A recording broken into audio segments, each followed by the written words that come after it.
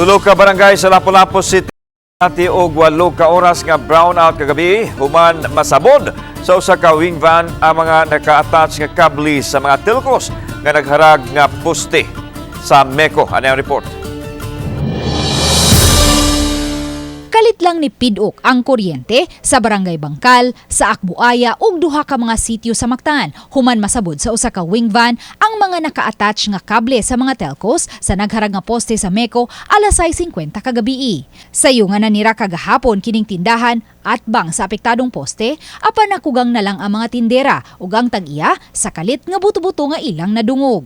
Nasangit man na siya sa truck. Kung wala siya nasangit, ma'am, largo gid siya sa kwarto sa kong amo. Nya ang spark bitaw didto. Mura nagmusud silang kwarto. Matod sa General Manager sa MECO, alas 2:31 na kaganihang kadlawon, hingpit nga napabarog nila og balik ang apektadong poste ug nabalik usab ang supply sa kuryente.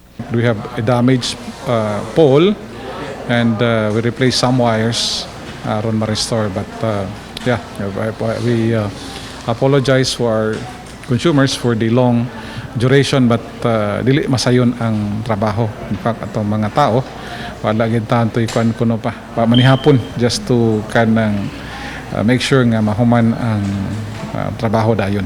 Giangkon sa MECO nga medyo nagharag na ang poste dihang nasabod sa wing van ang sidearm sa poste diin naka-attach ang kable sa mga telcos. That pole is not as priority one for replacement because it is still within the kanang kuan within the safety parameter. But as all over the island we are going sa katong mga kanang kuan mga poste nga naghirig, though nagharag na siya, yes, due to the typhoon, but wa gina siya malambang nga poste. Ang kuan na kanang karsada gud is a little bit tight ginang karsada da, if you notice kanang sa kanang atbang sa kanang eskwelahan na asiguro na ay kanang daghang parking, so mana ang maneuvering sa siguro pod sa kanang sa truck was really difficult. Pasado alas 10 ganihang buntag, gisusi sa RTV Balitang Bisdak ang dapit ug naabta namo kining mga trabahante sa usa ka telco nga nagdala na og kaugalingon nilang poste nga pabarugon raw sa poste sa MECO aron di na sila mo attach pa. Pero ang among kahadlukan ka na, mamoy. Murag gamay lang bikila na, tumbagid na. May mga kawani usab sa MECO nga misusi og balik sa dapit ganihang buntag.